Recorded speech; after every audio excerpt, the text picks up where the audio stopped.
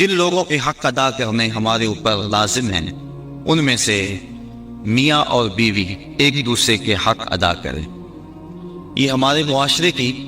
ایک بنیادی اکائی ہے۔ اگر میاں بیوی خوش ہوں گے تو گھر خوش ہوگا، دو خاندان خوش ہوں گے، رشتہ داری کے اندر حسن پیدا ہو جائے گا۔ لیکن اگر میاں اور بیوی کے باہم تعلق ٹھیک نہیں ہوں گے تو گھر برباد ہو جائے گا، اولاد کی تربیت خراب ہو جائے گی، دو خاندان برباد ہو جائیں گے، رشتہ داری کا تعلق کمزور ہو جائے گا۔ تو شریعت اسلامیہ نے اس کی سخت تلقین کی۔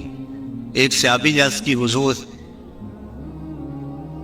بیوی کا حق کیا ہے، ما حق المرأة علی الزوج، عورت کا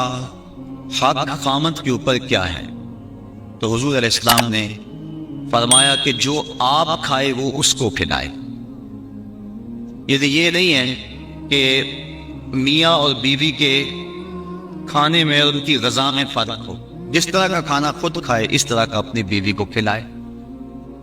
اور دوسرا فرمایا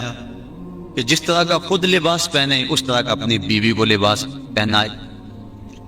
تیسرا حق حضور علیہ السلام نے یہ بیان فرمایا کہ تو اس کے چہرے پہ نہ مارے، گھر میں سو شکر رنجی ہو جاتی ہے، بلا یضرب الوجہ، چہرے پہ نہ مارے۔ آقا کریم علیہ السلام نے فرمایا لا تضربوا اماء اللہ، اللہ کی لونڈیوں کو مارو نہ، منع فرمایا گیا۔ بعض مرد اپنی حاکمیت جگانے کے لیے، اپنے تغلب کو ظاہر کرنے کے لیے عورت پر تشدد کرتے ہیں اور سمجھتے ہیں کہ یہ ہم نے بڑی بہادری کی ہے، یہ کوئی اچھا کام نہیں ہے وہ جو اس نے کیا ہے، شریعت نے روکا ہے، منع کیا ہے۔ عورت مارنے سے درست نہیں ہوگی بلکہ معاملہ اور خراب ہو جائے گا۔ عورت کو بارے میں حضور نے ارشاد فرمایا یہ ٹیڑھی پسلی سے پیدا کی گئی ہے، اگر اس کو بالکل سیدھا کرنا چاہو گے تو یہ ٹوٹ جائے گا، اور اگر تم جو ہے وہ کوشش نہیں کرو گے تو ٹیڑھی کی ٹیڑھی رہے گی۔ اس لیے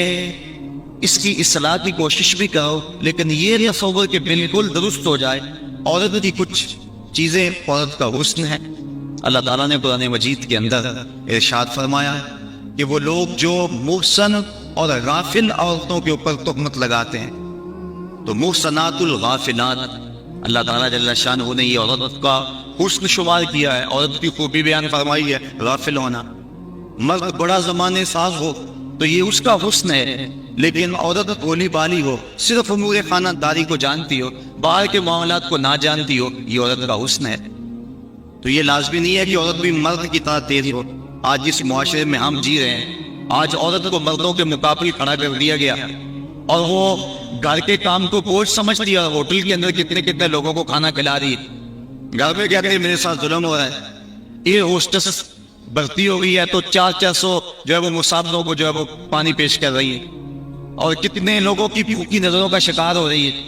ہر کوئی اپنی خواہش کے مطابق اس سے بات کر رہا ہے، تو وہ اتنے لوگوں کی خدمت کر رہی ہے، یہ ظلم نہیں ہے؟ اور گھر میں 10 بچوں کا کھانا پکائے اور اپنے خاوند کے باپ کا اور اس کی ماں کا کھانا پکائے اور ان کی خدمت کرے تو سارے چیخ اٹھتے ہیں یہ ظلم ہو گیا، اگر 300-400 لوگوں کی خدمت کر رہی ہے، یہ عجیب سا ماحول ہے۔ تو عورت کی کچھ چیزیں جو ہیں وہ اس کا حسن ہے، اور وہی اس کی زندگی کا نکھار ہے، اور وہی اس کی خوبی ہے۔ تو اللہ تعالیٰ نے قرآن مجید کے اندر غافلات کا لفظ عورت کی خوبیوں کو شمار کرتے ہوئے بیان فرمایا۔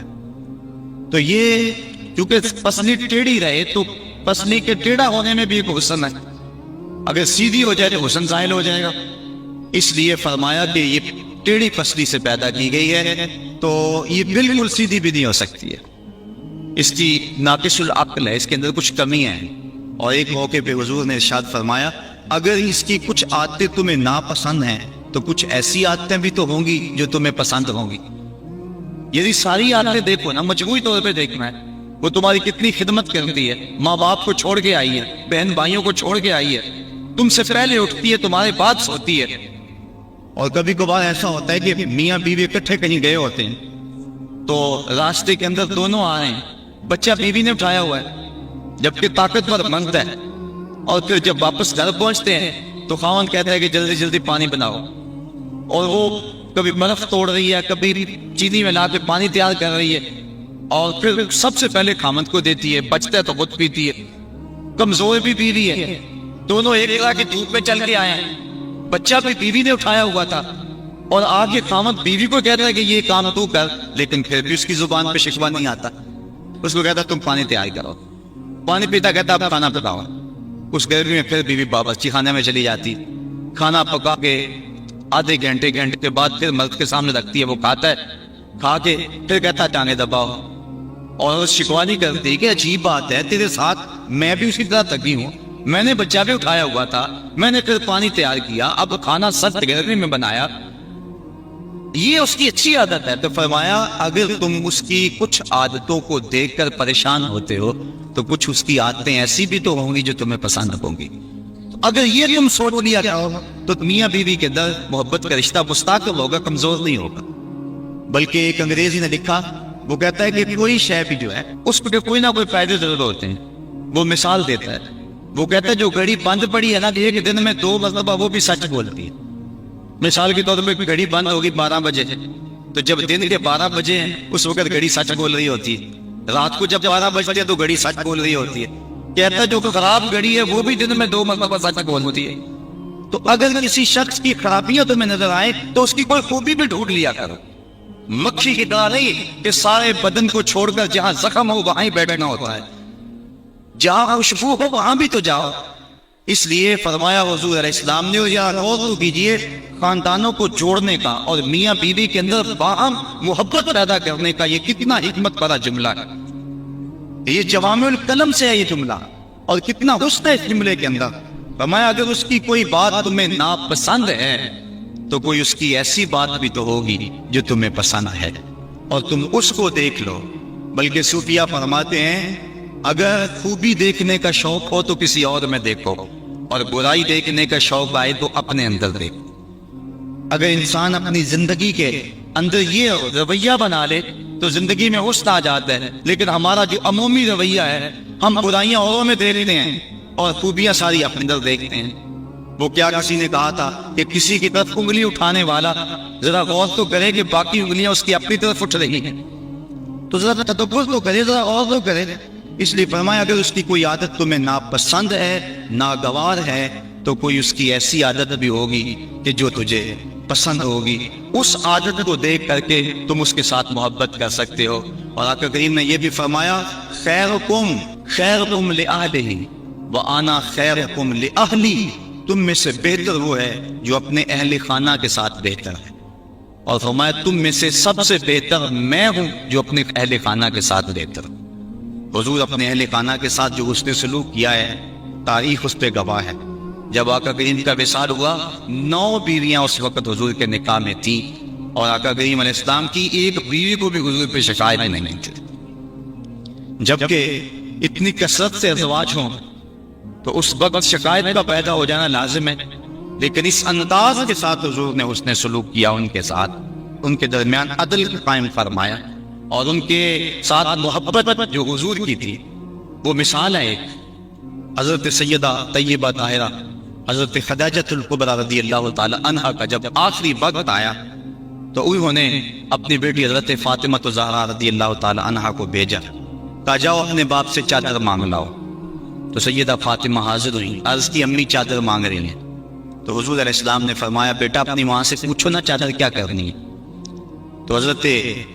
خدیجہ الکبریٰ رضی اللہ تعالی عنہا کی خدمت میں پوچھنے کے لیے حضرت فاطمہ واپس آ رہی ہیں، تو حضرت نبی رحمت صلی اللہ علیہ وسلم کے پیچھے آ گئے۔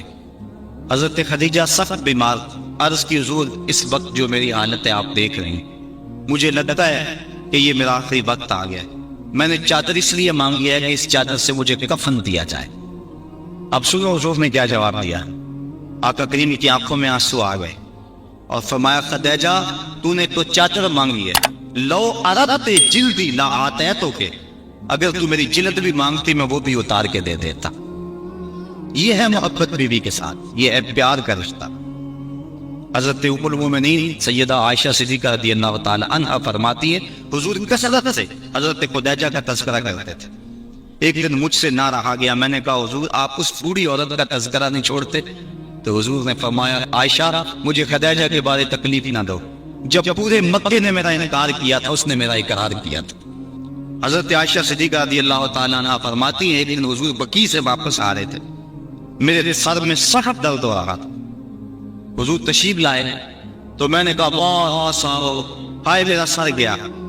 تو حضور علیہ السلام نے کہا وَأَنَا یا عائشہ، عائشہ یہ تیرے سر میں درد نہیں، یہ تو میرے سر میں درد ہو رہا ہے۔ یہ بیوی کے ساتھ محبت کا انداز ہے جو حضور نے اختیار فرمایا، یہ کیسا پیار ہے، یہ کیسی غور تو کریں۔ حضرت سودا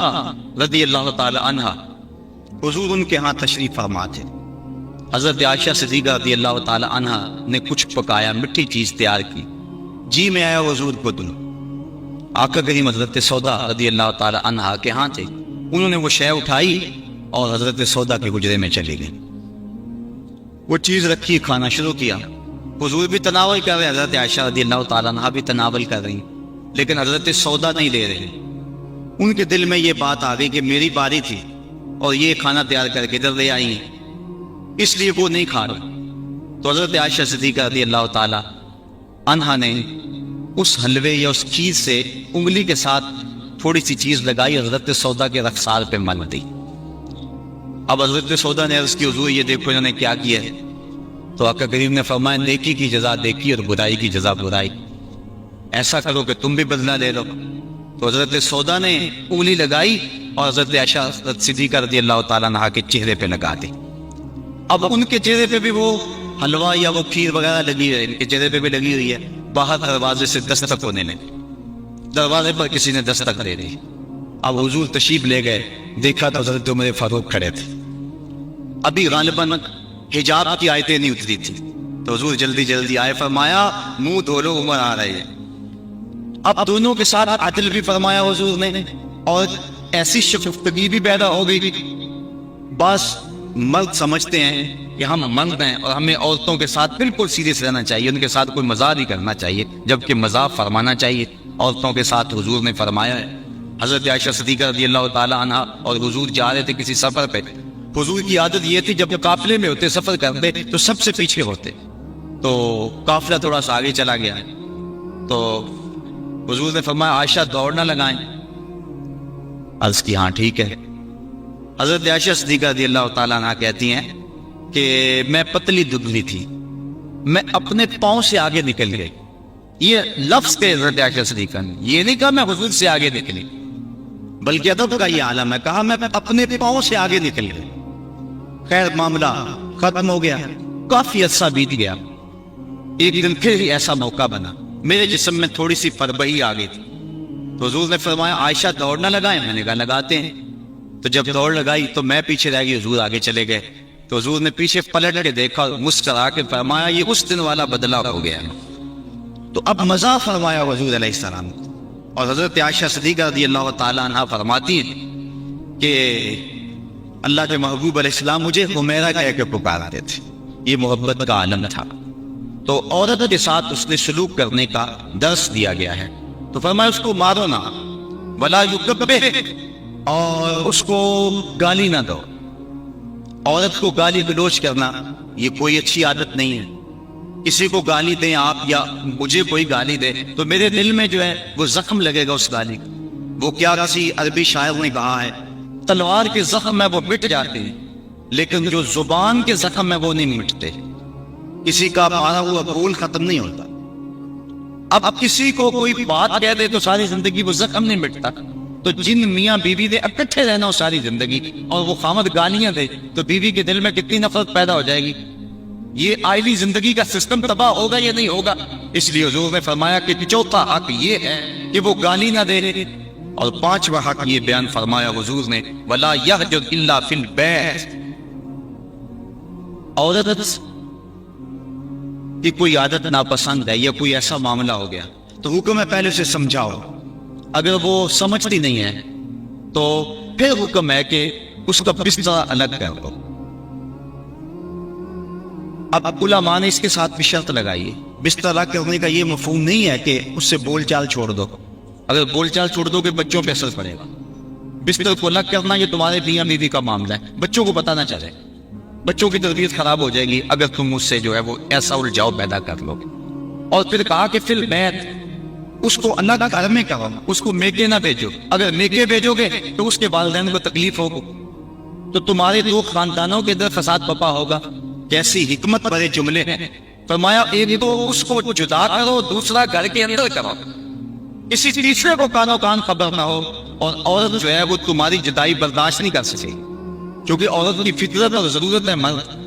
وہ مرد کو دیکھ کر تسکین پاتی ہے، اور مرد کا چہرہ اجڑ جائے تو گھر اس کو کھانے کو آتا ہے، گھر میں اسے سکون نہیں ملے گا، ہر طرح کی دولت و آسودگی ہو، لیکن خاوند کا چہرہ سیدھا نہ ہو تو عورت کو سکون ہی نہیں ملے گا۔ اس لیے فرمایا کہ تم مجھ سے ناراض ہو جاؤ، بگڑ جاؤ، لیکن گھر کے اندر بستر سے الگ ہو جاؤ، الگ سونا شروع کر دو، لیکن گھر کے اندر، تاکہ بچوں کے حالات پر بھی فرق نہ آئے اور تمہارے خاندانوں کے اندر بھی تفریق نہ پڑے۔ تو کہا یہ حق ہیں عورت کے مرد کے ذمے۔ اب ذرا ان پہ بار بار غور کریں۔ فرمایا جو خود کھاتے ہو انہیں کھلاؤ، جو خود پہنتے ہو انہیں پہناؤ، اور چہرے پر نہ مارو، اور فرمایا ان کے بستر الگ کر دو اور ان کو گالی نہ دو۔ یہ حضور علیہ السلام نے عورت کے حق بیان فرمائے۔ اور پھر حضور نبی رحمت صلی اللہ علیہ وآلہ وسلم نے یہ بھی ارشاد فرمایا، اکمل المؤمنین ایمانا احسنهم خلقا وخیارکم خیارکم لأہلہ۔ فرمایا تم میں سے کامل ایمان اس شخص کا ہے جس کے اخلاق اچھے ہیں، خلق اچھا ہے، جس کا منہ مٹھا ہے، جس کی بولی ٹھیک ہے۔ وہ کیا کسی نے کہا تھا، لہجے میں اگر رس ہو تو دو بول بہت ہیں۔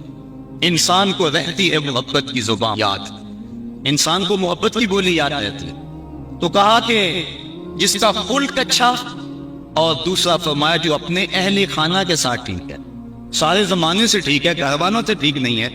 تو پھر کیسے زندگی میں سکون آئے گا، طمانینت آئے گا، کیسے چین آئے گا؟ تو تم میں سے بہتر وہ ہے جو اپنے گھر والوں کے ساتھ بہتر ہے۔ اور ابھی روایت میں نے آپ کے سامنے رکھی جس میں حضور نے فرمایا کہ میں تم میں سے سب سے زیادہ اپنے گھر والوں کے ساتھ اس نے سلوک کرنے والا ہوں اور اچھائی کرنے والا ہوں۔ تو یہ حکم دیا گیا کہ وہ اچھے انداز کے ساتھ اپنی بیوی کے ساتھ حسن سلوک کرے، اس کو جو ہے وہ مکروہ نہ جانے، اور اس کو برا نہ کہے، اس کو گالی نہ دے۔ دوسری طرف عورت کو کہا الرجال قوامون علی النساء، مرد عورتوں پر قوام ہے، حاکم ہے، امیر ہے۔ یہ اس لیے فرمایا گیا کہ پھر دونوں رائے ہیں اور شریعت فیصلہ نہ دے کہ کس کی رائے مقدم ہوگی، رائے میں اختلاف بھی ہو سکتا ہے، تو پھر آئلی سسٹم پھر بھی تباہ ہوگا۔ عورت رائے دے، مرد اس کو قبول کرے، اس کی رائے کی پرواہ نہ کرے، یہ مرد کے لیے مناسب نہیں ہے۔ اس طرح عورت گھر کے اندر عضو معطل بن جائے گی، وہ سمجھے گی کہ میری اس گھر میں اہمیت ہی کوئی نہیں، میں جو بات کرتی ہوں مجھے کوئی پوچھتا ہی نہیں ہے۔ عورت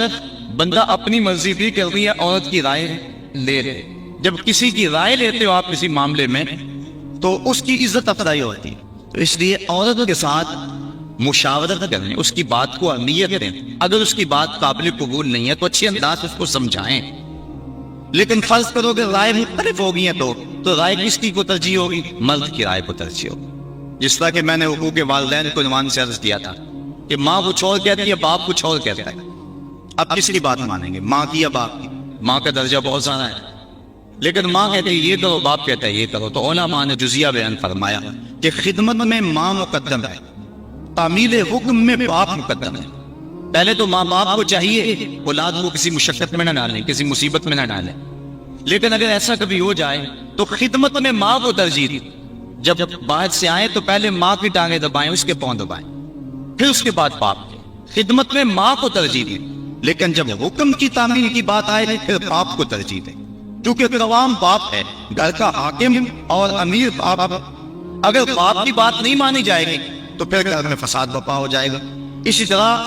زوجین میں سے خامد کی بات کو ترجیح اگر دی جائے گی تو یہی معاشرے کا بھی حسن ہے اور خاندان کے اندر بھی اسی میں عزت ہے۔ اگر خامد کچھ اور کہتا ہے، بیوی کچھ اور کہتی ہے، بات بیوی کی مان لی جائے تو گھر میں تو مصیبت بن گئی۔ خامد کو کوسنے دیں گی، اس کی بہنیں بھی، اس کے بھائی بھی، اس کی ماں بھی کہے گی، باپ بھی کہے گی، بیوی کے پیچھے لگ گیا۔ لیکن اگر بیوی خامد کے پیچھے لگ جائے تو یہ بیوی کے لیے حسن ہے، مرد کا بیوی کی اطاعت کرنا یہ مرد کے لیے حسن نہیں ہے، لیکن بیوی کا مرد کے پیچھے لگ جانا اور اس کی بات کو مان لینا یہ جو ہے وہ حسن ہے بیوی کے لیے، اور یہ اس کی اطاعت کے زمرے میں آتا ہے۔ تو مرد حاکم بنایا گیا ہے، لیکن حاکم کا یہ مطلب بھی مرد نہ سمجھے کہ وہ جب چاہے عورت کو مارنا شروع کر دے، اس کو غلام سمجھے اور اس کی اہمیت ہی نہ سمجھے، بلکہ عورت کو برابر مشاورت میں شریک رکھے۔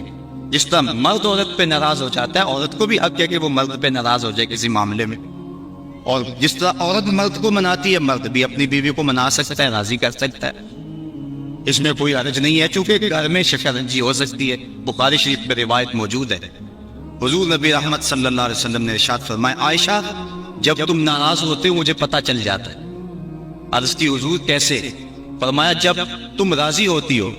اس وقت کوئی بات ہو تو قسم اٹھاتی تو کہتی ہو رب محمد، مجھے محمد کے رب کی قسم، اور جب تم ناراض ہوتی ہو اور کوئی بات ہو تو قسم اٹھاتی ہو تو کہتی ہو رب ابراہیم، مجھے ابراہیم کے رب کی قسم ہے۔ تو مجھے پتا چل جاتا ہے کہ اب تم ناراض ہو اور اب تم راضی ہو۔ جب حضرت عائشہ صدیقہ رضی اللہ تعالیٰ عنہا نے یہ بات سنی تو کہا ما احجر الا اسمک، حضور میں صرف آپ کا نام ہی چھوڑتی ہوں، دل میں تو آپ ہی ہوتے ہیں، دل میں تو آپ ہی کے ڈیرے ہیں اور آپ ہی کے بسیرے۔ تو یہ اسلام نے ہمیں کیسا روشن راستہ دیا، اور حضور کی سیرت اور حضور کا عمل ہمارے سامنے۔ تو میاں بیوی کے اندر تو ہم شکنجی ہو سکتی ہے، تو اس کے اندر جو ہے ایک فریق ناراض ہو گیا تو دوسرا راضی کر لے، دوسرا ناراض ہو گیا تو پہلا راضی کر لے۔ کس قدر گھر میں حسن آ جائے گا، جب گھر حسین ہوگا تو سارا معاشرہ حسین ہو جائے گا۔ لیکن اگر یہ جو بنیادی اکائی ہے اس میں حسن نہ ہوا تو باقی حسن کیسے ہو سکتا ہے؟ تو حاکم ہے مرد، اور جس طرح عورت کے کچھ حقوق ہیں مرد کے بھی کچھ حقوق ہیں۔ حضور علیہ السلام نے ارشاد فرمایا لا یحل للمرأة ان تصوم وزوجها شاہد الا باذنہ ولا تاذن فی بیتہ الا باذنہ۔ فرمایا عورت کو یہ حق نہیں پہنچتا کہ وہ روزے رکھے جبکہ خامد گھر میں ہو۔ نفلی روزہ رکھنا اگر عورت کو ہو تو وہ خامد سے پوچھ کے رکھے گی، خامد کی اجازت اور اذن کے بغیر عورت روزہ بھی نہیں رکھ سکتی، کیونکہ خامد کی رضا کا حاصل کرنا عورت کے لیے بہتر نفلی عبادت ہے۔ اس لیے اگر خامد راضی نہیں ہے تو روزہ نہ رکھے، راضی ہے تو رکھ لے۔ اور فرمایا حضور علیہ السلام نے دوسری بات یہ ہے کہ وہ اس کے گھر میں